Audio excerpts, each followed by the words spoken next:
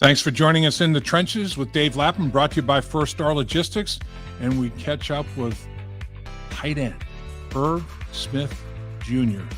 I'll tell you, I really think the tight end position is one of the most difficult positions to play in all of sports, because you have to be big enough and strong enough to block big defensive linemen, 280, 300-pound defensive linemen.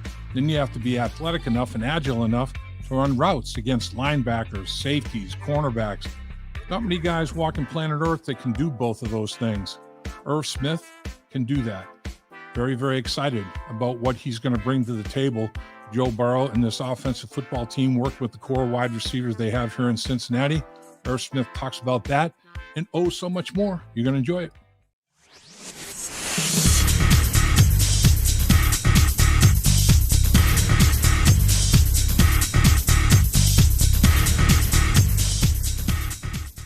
Irv Smith Jr. joins us in the trenches with Dave Lapham, brought to you by First Star Logistics, coming to you from our outstanding studios, as always. And we have an outstanding guest, young tight end with the Cincinnati Bengals. It's all in the family. Dad, Irv Smith Sr., great player himself. How about it? Is there any pressure, or are there more pros than cons to being the son of a great tight end, being in the NFL yourself as a tight end? It's definitely more pros than cons, I'd say. Appreciate you having me on the show, Dave. And yeah, just Absolutely. Obviously growing up, I was young when my dad played in the NFL. I was about two to 3 years old when he was finished playing. But growing up, just seeing his footballs and his helmets around the house, and for a kid, you have big dreams, and when your dad he fulfills his dreams of making it to the NFL and going first round and playing at a high level. It makes it more achievable for a young kid. Those dreams, they're not, it's not impossible. It's, you have hope, and especially, with the genetic of my father, and then, the work ethic that he instilled in me and my family's instilled on me. It definitely helped pay off. But yeah, it's definitely more pros for sure of having a father in the NFL, especially playing the same position as well. So it's awesome. So how did it work between you guys? Did your dad say, look, this is what I did, this is what worked for me, or did he wait for you to ask him questions? How did that exchange of information take place over the years as you were showing more and more interest in obviously doing what your dad did?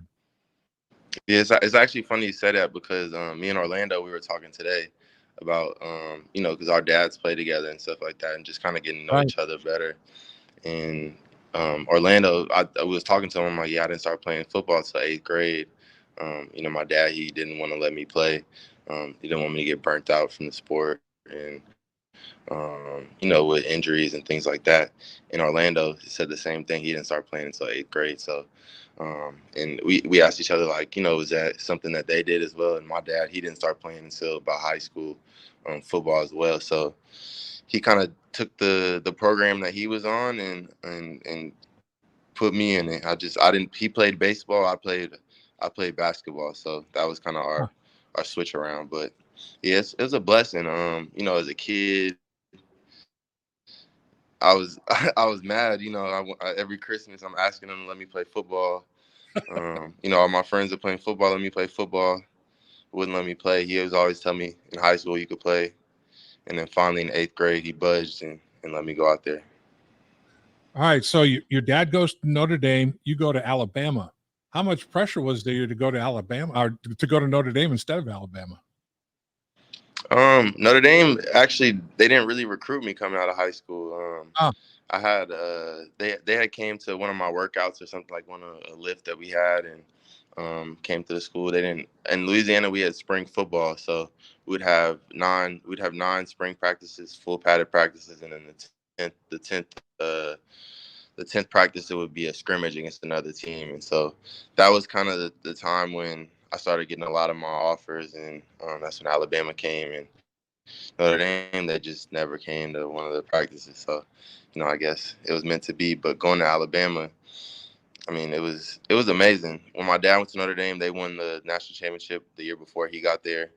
And when I was going to Alabama, they won a national championship the year before I got there. So, the standard was set in terms of the expectations, and going to a winning program. So That's amazing. It really is. You come out of Alabama as a second round pick to the Minnesota Vikings, and your quarterback is Kirk Cousins. That's pretty good quarterback to work with. And then you come to the Cincinnati Bengals, and you're working now with Joe Burrow. Are there more similarities than differences between Kirk Cousins and Joe Burrow at the quarterback position? The similarities, I would say they're both very, very smart guys. Definitely wired, wired to play this position. It takes a lot. And what they bring to the table is, you see it every Sunday. But what the difference between, I would say, Joe and Kirk is, Joe's obviously younger, um, and he's played had a lot of success at an early age, and playing football, Right. and playing in national championships in college, and playing in the Super Bowl so far in the NFL, and now it's that next step to get over that hump. So I would say those are some of the differences between the two. But with Joe, he's the man in the huddle. He's coming in and can make an impact in the run game with RPOs and moving his feet, and getting his playmakers the ball. But he's strong leader, and he's setting the tone every day when he walks in the building, when he commands the huddle. And having a guy like that in your huddle, it's a boost of confidence and a boost of adrenaline that you can get the ball at any time. I know Kirk Cousins throws a very catchable football, but nobody throws a ball that's more catchable than Joe Burrow. To my eye anyway, you're on the receiving end of those throws. Does he throw a football that is, like feathery touch, easy to catch kind of thing? Yes, very, very much so. He knows when to put some mustard on it, and he knows also when to just drop a little ball in there. We was talking about basketball, and he said that, well, he said he played every position. He said he's positionless, but his true position probably a point guard, he said. And Right. that's kind of what he's out there doing is facilitating and getting guys the ball and letting us make plays. What you were asked to do in Minnesota, that's an offense that obviously is throwing the football quite a bit. Coming down here to Cincinnati, another offense throws the ball quite a bit. How similar are the offenses? Is there? I know terminology is different. It's almost like you're in Germany and speaking French. The language. You're gonna have to unlearn and relearn the language and terminology and everything. But conceptually, are there some similarities for you there? Yes, there's some similarities with Coach Taylor, with his background coming from LA, and O'Connell and those guys, they were together. And so just having that, definitely being in that offense last year with the Vikings, and hearing the plays and different things like that, to be able to come over here with the Bengals and not miss a beat, in terms of a lot of the formations are similar. All the names and terminology is different, but the concepts and things like that are pretty similar in some instances. So I feel like going on a year 5 in the NFL now, just playing a lot of football and having some experience and playing in big games and things like that, to where I can go out there and play fast. And Coach Casey, he's done an amazing job just teaching me this offense and how he's been teaching me. We're not just sitting down, reading, flipping the pages and looking at the the concepts on paper. It's more watching film, watching guys make plays, and being able to create mismatches and being able to get open and not waste time at the line, not waste time at the top of your routes, being efficient, and also being a willing blocker, because at the end of the day, as a tight end, we have to block duo, we have to block outside zone, we have to block inside zone, and be in communication with the tackles and things like that. So it's awesome having that expertise and already playing in an offense like this, to where I can come over and not miss a beat and be able to play fast. I've always admired the tight end position for like you just described, the versatility of skill set that you have to have. You have to be a third offensive tackle, basically in the running game. And then you have to be a wide receiver at the end of the line of scrimmage or detached or whatever. I mean, that's a very, very diverse skill set. I think it's probably the most unique position that there is in football. And it's interesting you bring up Coach Casey, James Casey. He played the position himself in the league, so and he's very hands on, obviously, as a result of that. And C.J. Uzama, Hayden Hurst, these guys had great success and moved on and furthered their careers better economically. You're coming to Cincinnati to try to do the same thing. James Casey's the real deal, isn't he? Yes, sir. He really is. It's amazing that he actually played for Coach Kubiak, and his tight end coach, Coach Periani, that's who drafted me in Minnesota. Wow.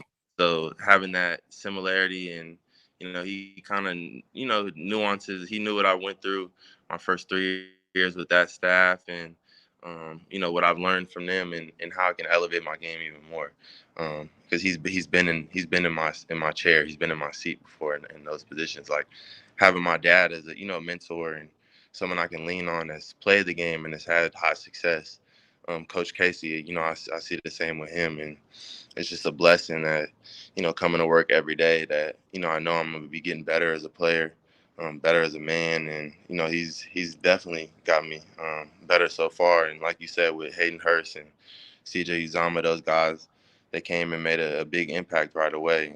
And, that's something that I pride myself on, and it's high expectations in this tight end room, and Coach Taylor has high expectations. Joe, the whole staff and my teammates, they all believe in me. So it's just coming to work every day and putting the work in. And like you said, being versatile, it's not just about being able to go run routes and get open and make plays. In that sense, I got to be able to, block a 6 technique and a 9 technique, and, get those guys moving down the field so we can create big running lanes. So the position it's amazing that I mean, besides the quarterback, I feel like the tight end position is, one of the toughest because you have to do everything.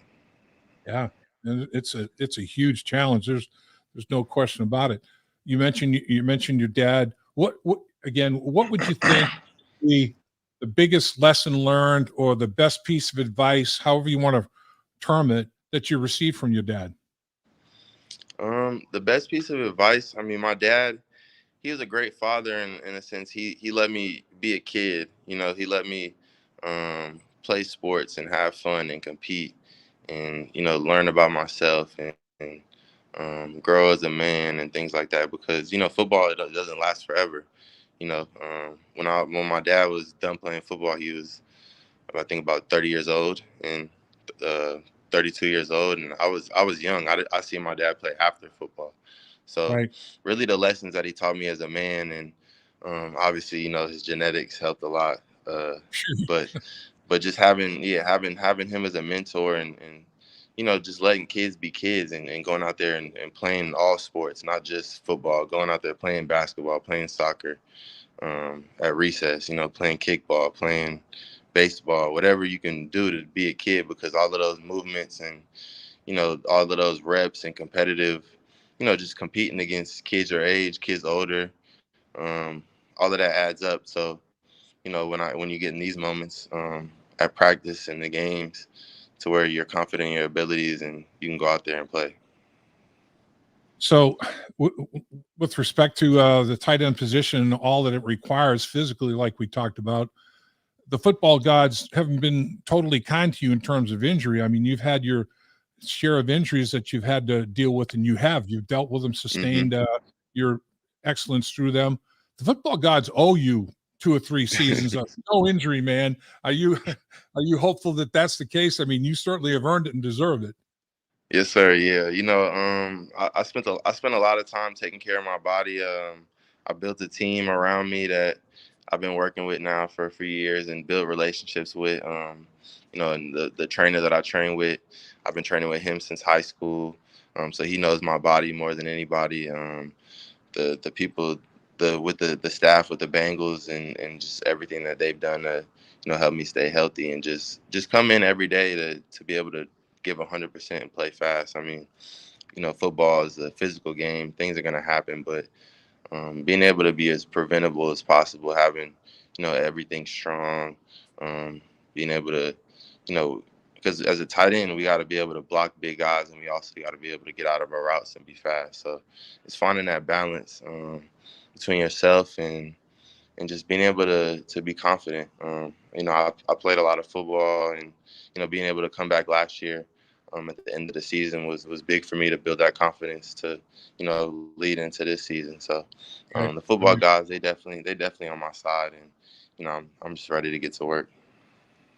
So I know you're a humble guy. You're a very intelligent, well-spoken guy.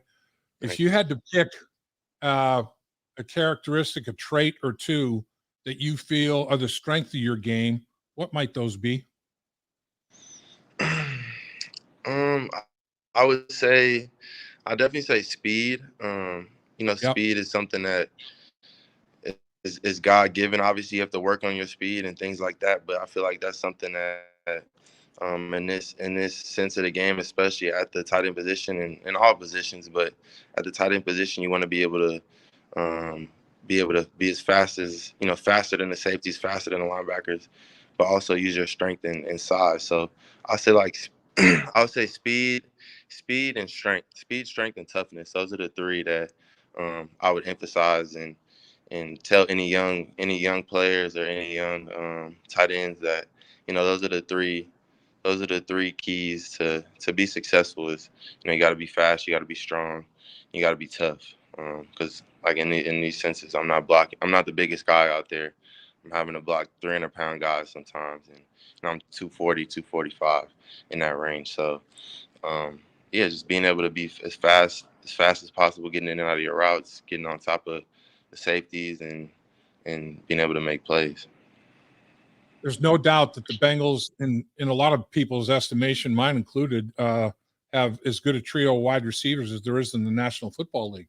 So those three guys spreading the, and there's more. I mean, a couple more drafted in training Mhm. camp or in Mhm. competing. When you have a core of receivers like that can spread the field out, how beneficial does it make it playing the tight end position, working with the core receivers like that? It makes it easier for everybody. I mean, from the center to the guard to the tackle to the tight end. I mean, from the X to the Z to the Y. Every player. If you have more weapons, it puts more pressure on the defense. And you know, on offense, we have the advantage because we know where we're going. They don't. And so when you have guys that know how to get open and have made plays at a high level with Jamar T, Tyler Boyd, Trent Irwin, Trent Taylor, Stanley, with Charlie we drafted.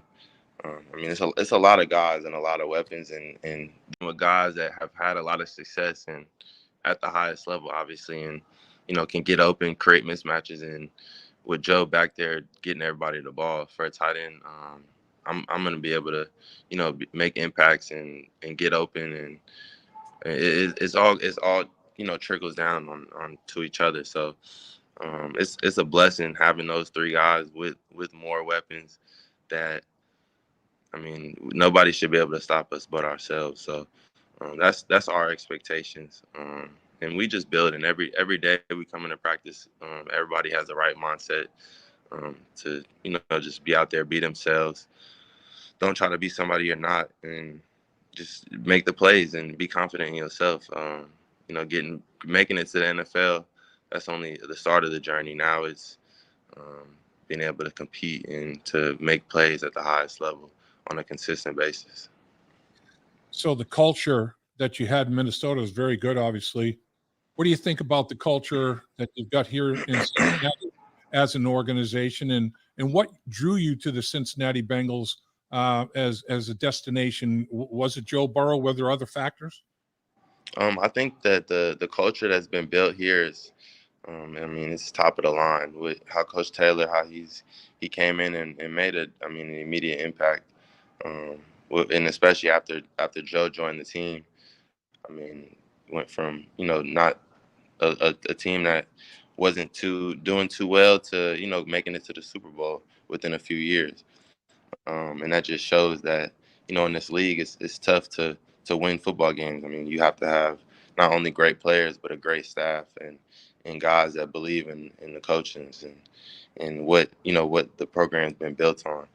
And having a winning mentality, it makes everything better. Winning makes everything better in terms of you coming to work and you have an opportunity to win. A lot of teams, they think they might win, or they think that they have what it takes. But when and it's proven, and you have that feeling every day when you come into work that you're getting better, and your team is you're right there. It's just now it's focusing on the minute details, the little things, because it's a game of inches, and when you have great players, those are the things that's really gonna matter at the end, especially December, January, and February. So the AFC North, I don't know how much you knew about the division before coming here, but Pittsburgh, Baltimore, Cleveland, Cincinnati, very physical. Came from a division, the black and blue Mm-hmm. division, very, very physical as well. Mm-hmm. Was that an intrigue to you? Yeah, definitely. Actually, growing up, I feel like I watched this division so much, and the physicality that with Baltimore, with Ray Lewis and those guys, and with the Steelers with Troy Polamalu and James Harrison, and obviously the Bengals with Ochocinco and T.O. and Hushmanzada and those guys, and with Cleveland, my dad playing for Cleveland, so Right. watching this division growing up, you seeing a lot of success and a lot of physical football, and that's what football is about. It's about physicality and dominating the man across from me. So that's an emphasis, especially in our tight end room, that we got to play as physical and as nasty as possible. We're not looking to make friends out there. We coming we coming for it all. So let's get you out of here on this, and appreciate the time that you carved with us here today. There's no question about that, Irv. Now that you're in OTAs, it's voluntary, but I mean a high percentage of the guys come to participate, and they come to work, and this is where the team starts to be formulated. This is where bonds are formed, and they become significant. And guys are Yes, lifelong friends playing with each other Yes, in the National Football League. How's that process gone? I mean, the OTAs, the voluntary workouts out there, from your first to where you are now, you feel like you've come along pretty well? Yes, sir. Yes, it's been really well. Just being able to come in every day and have a plan and going out and executing. We're not wasting any motion out here. We learning the offense. We're getting better, and also creating those bonds like you talked about. That's very important. It's a team sport. It takes all 11 guys on each side at all times, in sync to be able to score points, and to for the defense to stop the offense. And that takes a lot of teamwork, a lot of camaraderie. And me and the guys, we've been getting together, playing a little golf. This is kind of my first time getting into golf, but it's fun just being able to get outside and be with nature and just be with your teammates, and learn more about each other, because obviously we love playing the game of football. That's our job. That's what we love to do. But there's more. There's more to everybody. So just finding little things about guys. Learning how many siblings they have, and about their kids and wives and stuff like that. Because it's more than just a game. It's a brotherhood. So like you talked about, these are lifelong relationships, and seeing, like I talked about with my dad, just seeing the relationships that he's built, playing this game. It's lifelong things, and it's something that you can't ever take for granted. No question about it. Irv, it was great catching up. The Bengals have had some great tight ends in franchise history. It's been a very, very productive position for Yes, the sir. Cincinnati Bengals over the years, and you're the next one in line. Yes, sir. I appreciate you. I'm excited.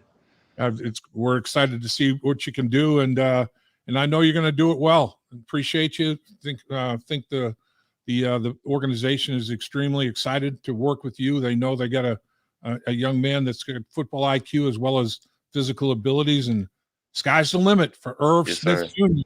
Yes, sir. I'm gonna give it all I got every day. Appreciate you. Have a good one. Yes, sir. Have a good one. Thank you for having me.